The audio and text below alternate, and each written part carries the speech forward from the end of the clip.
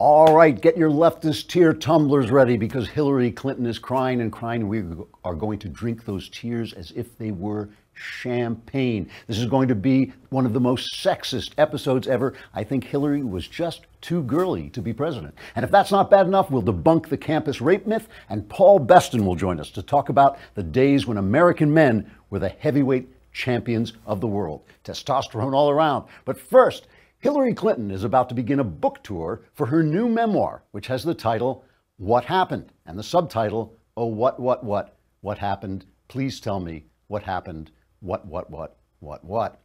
Hillary is planning speaking engagements across the United States and Canada. Tickets for the events are priced at around $350, which will be paid in small unmarked bills to anyone who shows up. Contacted by reporters and asked to say what the book was about, Hillary said, quote, "It's an attempt to explain how in hell the next president in line had her birthright snatched from her fingers by Russians and misogynists after she had sacrificed every personal consideration in a humiliating sham of a loveless marriage in the hopes it would lift her to power, and then committed every form of corruption that might grease her soulless climb to the top," unquote. Mrs. Clinton then fell off her bar stool and was carried into the back room of the saloon, screaming, quote, "That was off the record, damn it," unquote. Then she lapsed into unconsciousness. Though much of the book has been a well-kept secret, the Daily Wire has acquired a table of contents, which contains such chapter titles as Chapter 1, The White House is Mine, Mine.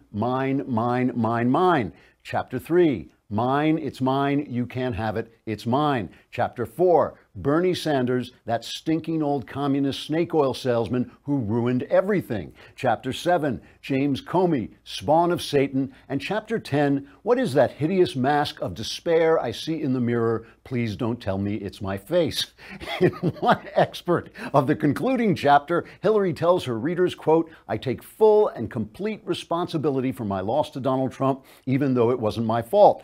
The fault lies with a raving mob of woman-hating, racist, white supremacist deplorables who didn't recognize the first female president of the United States when they saw her and were too stupid not to vote for some orange-faced crotch grabber who should have stayed on reality television where he belonged instead of ruining the only life I have, the only life I have," unquote. A publicist for Mrs. Clinton's publisher says the book tour is scheduled to begin September 18th, with Mrs. Clinton walking on stage at the Warner Theater in Washington, D.C., and to end September 19th, with Mrs. Clinton being dragged off the White House lawn, digging her fingernails into the grass and screaming, "Let me in. It was supposed to be me. It was supposed to be me." Democrats greeted Hillary's book tour with enthusiasm, sending congratulatory emails to Mrs. Clinton that said things like, "For God's sake, just shut up already, you're destroying the party," and "Please, Mom, it's over, you're embarrassing everyone, just go home." Republicans greeted news of the book tour by laughing uproariously. Trigger warning, I'm Andrew Klavan, and this is The Andrew Klavan Show. I feel hunky-dunky, life is tickety-boo. Birds are winging, also singing hunky-dunky-doo. Ship-shape, tipsy-topsy, the world is zippity-zing. It's a wonderful day, hurrah, hooray! It makes me want to sing. Oh, hurrah, hooray! Oh, hooray, hurrah! All right, now listen, I don't want to make fun of Hillary Clinton's, pain, but I can't help it. It's just so good. And we're going to be making a lot of fun of her. Also, we will have Paul Beston on. He's got a new book about boxing, which is really interesting because of what it says about men and about America in the old days. The mailbag is tomorrow. So get your questions in. You got to subscribe. Allows you $10 a month. We will solve all your problems. You can ask about your personal problems, politics, religion, anything. Answers are guaranteed 100% correct and will change your life every now and again for the better. So you go on the website, right? You touch the podcast button. That's where you can submit your questions. And by the way, on the 19th, Ben is going to be doing a town hall, 2 p.m. Pacific, 5 p.m. Eastern, 2 p.m. Pacific. That'll be streaming live on Facebook. It's free for everyone to watch. But if you want to send in questions, again, you have to subscribe, $10 a month. And if you subscribe for the year, it's $100 a month, and you get the Leftist Tears tumbler, which you're going to need this very day because we're going to be drinking Hillary Clinton's Leftist Tears. All right. We will get on to, we'll talk about everything. Ted Cruz and his porn, his porn addiction. Did you hear about this? No. Ted Cruz last night around midnight somebody on Ted Cruz's Twitter feed liked a porn movie that was on the Twitter feed or something like this. And, who knows who it was, who did it or whatever. And who cares, too? I never understand these stories. Like, Ted Cruz, what they always say is, well, Ted Cruz is a Christian, so he's a hypocrite. If he's a Christian, he believes he's a broken, sinful man who occasionally does the wrong thing. It probably wasn't even him liking the Twitter movie, but if it was, then he was doing, he doesn't owe you an apology. He doesn't owe us an apology. Anyway, I always feel guilty when I do a commercial for Texture.com because it is the most addictive app you will ever have. I feel like I'm giving you something that you're just not going to be able to control yourself. This app has hundreds of magazines it's like $10 a month, $9.99 a month, just everything you could possibly want to read about. And the thing about magazines that I really like is, I think opinion and perspective is really important, but magazines have the money and the time to send reporters out to gather the facts and really get the stories. And these are all kinds of magazines. So if you like celebrities, it's got People. If you like sports, it's Sports Illustrated, Entertainment Weekly, Forbes for very serious stuff, Esquire, Time, basically all the big magazines. And it's just like, you start reading it. And because you can read anything you happen to be interested at the time, you just get lost in this thing. Like I said, $9.99 a month, over 200 magazines. And if you sign up right now at Texture.com/Klavan, you get a 14-day free trial. And that's Klavan. I know what you're thinking. I know this now. I don't trust you. I do not trust you. You're thinking, how do you spell that? It's Klavan. Why subscribe to just a couple of magazines when you can have all of your favorites on your smartphone or tablet all the time for way less? This Texture was selected as one of Apple's top 2016 iPad apps. So start your free trial now and download the Texture app.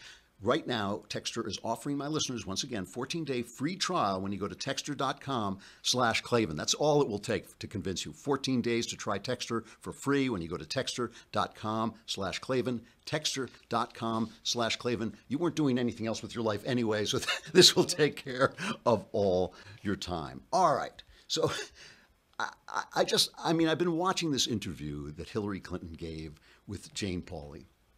And the thing that keeps coming to mind, there was this movie. I don't know if anybody remembers the movie As Good as It Gets with Jack Nicholson. Did anybody see that? I didn't see it, no? But I know of it. See, here's the thing. Because the left has created a world in which it's supposedly virtuous to lie, to not say that women are like this and men are like that, to not say, oh, there's a lot of crime in the black community, to not say, oh, a lot of the guys who commit terrorist acts just happen for some reason to be named Mohammed. So virtue is lying.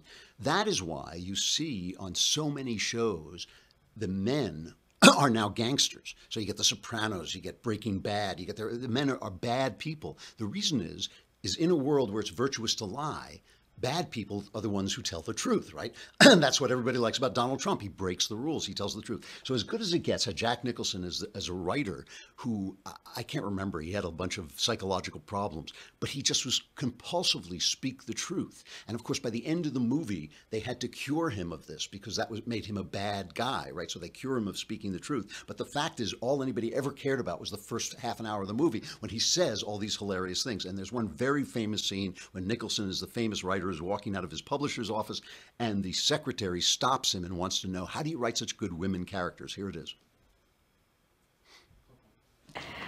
How do you write women so well? I think of a man, and I take away reason and accountability. That line was, that line just made a smash. He thinks of a man and he takes away reason and accountability. That's Hillary Clinton. Hillary Clinton, we've been told we're so misogynist for not electing the first woman president, but she exemplifies the worst cliches about women.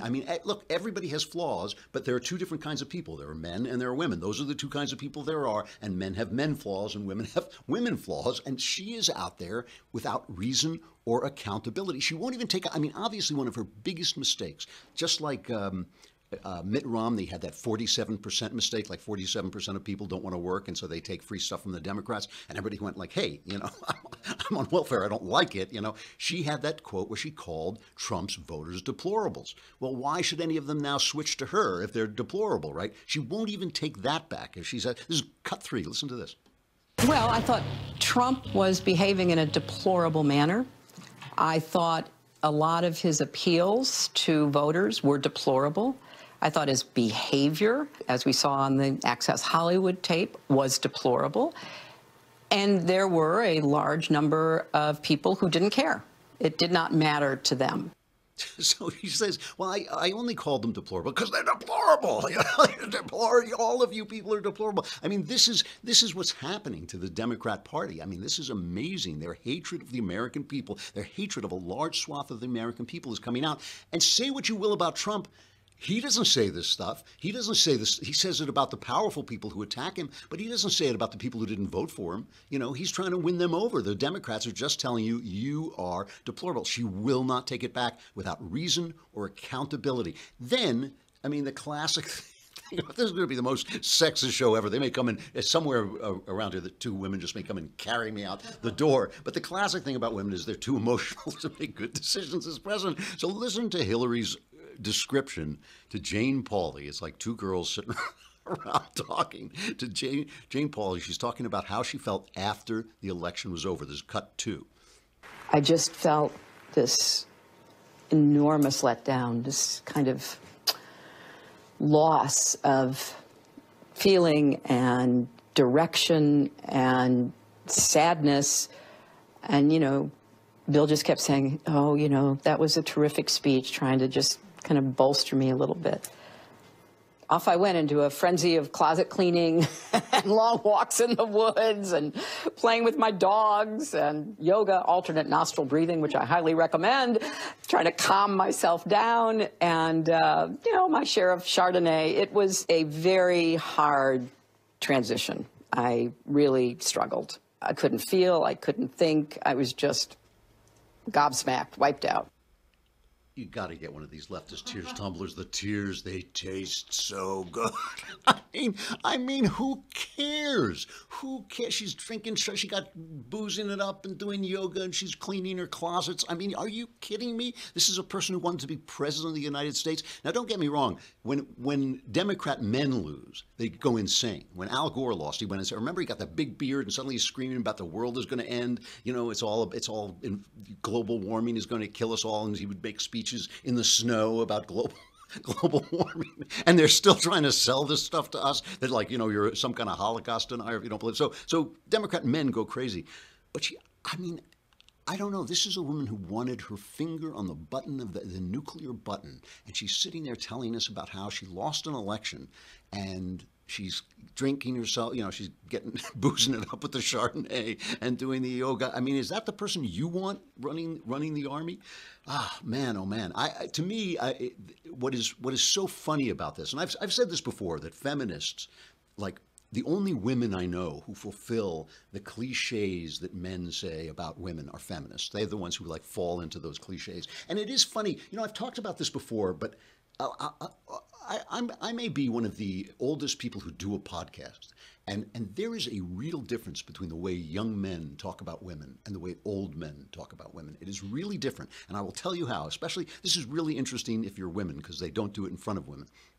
But all men look at the differences between men and women and kind of roll their eyes. I'm sure women look at men and roll their eyes. I mean, that's the way the whole system is set up. We don't quite get each other, but we like each other, but it's nice, you know. But older guys, like, say, talk about the difference of men and women with great affection. I mean, they roll their eyes and they go, women, you know, they're like this, but they really like them. They're really, younger guys are ticked off. They're angry. And the reason they're angry is because they were told there was no difference. They were told that they were bad to say there was a difference. They were told naughty boys, only naughty boys believe there's a difference between men and women. So the thing is, like, young guys are furious when they find out that women don't want the same things, they don't think the same things, they don't like the same things. And younger guys get angry because they weren't told that. They were lied to. So I'm watching Hillary and I'm in stitches because I just think, like, yeah, this is kind of the way women, you know, behave. Listen to her talk about, this has been played before, but I don't think we played it here. She's talking about that Donald Trump got too close to her on the stage and he was so creepy. And listen to the dithering here, okay? Again, a woman who wants to be in control of our armed forces can't even decide what to do with some guy standing in back of her on the stage. It was so discombobulating. And so while I'm answering questions, my mind is going, okay, do I keep my composure? Do I act like a president? Am I the person that people can trust in the end to make hard decisions? Or do I wheel around and say, get out of my space, back up, you creep? Well, you know, I didn't do the latter, but I thought, you know, people say, well, we don't know her. Whoa. And I think my composure, which I have developed over years being in the public eye, has well equipped me for being a leader, because you should keep your cool and you should be steady and predictable. But I think in this time we're in, particularly in this campaign, you know, maybe I missed a few chances. Maybe so. Like not going to Wisconsin might have been a big one. Not campaigning in all the places that Donald Trump pulled out from under your feet. Those might have been a few chances you missed. But she's worried. She's still worried that she didn't tell the guy on the subway, who happened to be Donald Trump, you know, to back off, creep.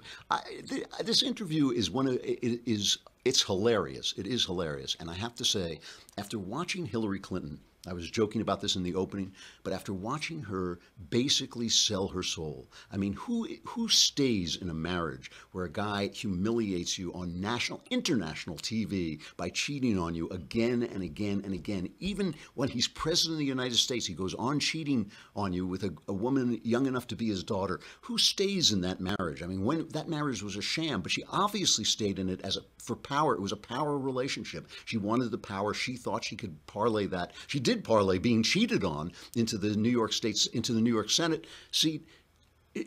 So she sold that out. She did all these deals with people. She was constantly selling government favors behind the scenes. And then it all builds up to this one shot she's got at the big show, and she loses it in the most humiliating way possible. You got to get the leftist tears tumbler, because this has been one of the great moments in political history. You know, the thing, and while I'm picking on women, and Jess is here, and after the show, she will come over and just like hit me upside the head. But while I'm picking on women, I want to say that the Democrats have always been called the mommy party, and the Republicans are the daddy party, because Republicans are hard-headed and realistic. But what the press and the left want to do is they want to turn everybody into this feminist image of weak, dithering, over-emotional womanhood. This is what feminists think women should be like. And all they do is sell us emotion. You know, we were watching that DACA thing where Trump got rid of this unconstitutional executive order giving people who had been brought over here illegally as children the right to stay for a while. It was supposed to be temporary. Barack Obama himself said it was unconstitutional. Trump gets rid of it, and you'd think the news would be sitting around talking about, well, it was unconstitutional, but how can we do it? How can we move forward? What's this? What's the good side? What's the bad side? Listen to this montage, just selling you emotion, all emotion. This is from our friends at Newsbusters, one of my favorite websites. They just put together this montage of like the way the news was reported. This is the number 9. Joe Biden has just tweeted, brought by parents, these children had no choice in coming here. Now they'll be sent to countries they've never known. Cruel, not America. All the statement reads, it's wrong because it's cruel to send these young people to places many of them have never lived and do not know. Only in a cruel nation do you take 800,000 documented people and make them undocumented. The bejeebers out of all these kids. In other words, there's a cruelty there. And it's a signal to say, I can do something that a lot of people think is cruel. This is one of the most cruel acts we've seen in the presidency in a long time. This was a cruel, inhumane, and unnecessary move. The Trump administration's latest immigration policy move has been called cruel. It's a very cruel and unfortunate decision to end the program. As kids, his critics say the decision was cruel. The decision by the Trump administration is cruel. This amounts to like cruel and unusual punishment to like innocent children. Immigration advocates say the move to cut them off is cruel. Are you getting the feeling they want you to think it's cruel? Are you getting the feeling they want you to react in an emotional way to something that had to do with the Constitution and the law and a very difficult problem? Bill McGurn, the great Bill McGurn, who does a column once a week at the Wall Street Journal, has a column today called On the Cruelty of Barack Obama. And he points out that Obama had a shot at solving some of this problem. In 2007, a coalition of Republican and Democratic senators came up with a bill that enjoyed the support of the Bush White House. It wasn't perfect, but extracted compromises from each each side. So it gave enhancements for border security, a guest worker program, and the inclusion of the entire DREAM Act, the legislation for children who'd been brought here illegally that Mr. Obama claims he has always wanted. Senator Obama, instead of voting for it, he opted to back 11th hour amendments that were really intended as deal breakers. The Democrats decided they'd rather have the political issue than a solution. And it's fair enough, McGurn goes on to say, it's fair enough to criticize Mr. Trump and Congress for whatever they do going forward to clean up this mess. But let's remember the Obama duplicity that created it. And that's the thing. That's the thing about emotion. It blinds you to the facts. And the facts, remain that it is the Democrats and Barack Obama who created this situation. So last night, Mathis Glover. I know it's not Glover. It's Glover. Everything is growing so much here at the Daily Wire that everybody gets a new title. I don't even know what Mathis' title is. He was like Grandpa Poobah of Sound or something like this. But he came. He came over and we were having a great conversation about the movies because Mathis has actually seen movies. I mean, most people talk about the movies, but they haven't seen anything that was made before 2010. And what especially made this conversation great was we opened up a couple of bottles of wine. And wine is the thing that makes conversation really sing. I love wine, and I have the habit of kind of just going out and buying a Chardonnay. It's easy. I don't, I run out to the store. I don't have a lot of time, and I'll grab a bottle of Chardonnay, put it in the bottle. But with Wink, and this is W-I-N-C, with Wink, they will give you a little test. They call it like a palate test, I think. The Palate Profile Quiz, it's called, the PPQ. And they will give you a palate profile quiz to see what you like. And then they will send you every month different bottles of wine that fit your palate profile. You go to do this, you go to trywink.com. That's TRYWINC.com. And I know you're thinking Wink is spelled with a K, but they spell it with a C. So it's TRYWINC.com. You take the palate profile quiz, and Wink will recommend distinct and interesting wines customized to your palate to be shipped directly to your door every month, so you don't have to waste time going out to the store. And Wink bases the wines they send you on your taste preferences, so they'll even introduce you to new, rare, and custom wines that are not available anywhere else, and they'll tell you the story behind each one, and they'll also tell you, what kind of food, what kind of meal might be nice to go with. It's really nice. You learn a lot, but you also get good wine, and you get to try new wine. And they have a 100% satisfaction guarantee, so you never pay for a bottle you don't like. Right now, Wink is, W-I-N-C, is offering listeners $20 off your first order when you go to trywink.com/Andrew. That's trywink, spelled TRYWINC.com/Andrew. You get $20 off your first order now. Trywink.com/Andrew is really nice. The bottles, I have to say, the wine has just been terrific. All right, we've got Paul Beston coming on to talk about his book, The Boxing Kings, When American Heavyweights Ruled the Ring. But I have to say goodbye to Facebook and YouTube. So come on over to thedailywire.com. You can listen to the rest. But if you want to just watch the whole show, you can watch it, the whole thing at thedailywire.com. If you subscribe for a lousy $10 a month, it will also give you the right to ask questions in the mailbag. And if you subscribe for the year, Leftist Tears, you can watch that Hillary interview forever and enjoy every drop. All right, come on over to thedailywire.com.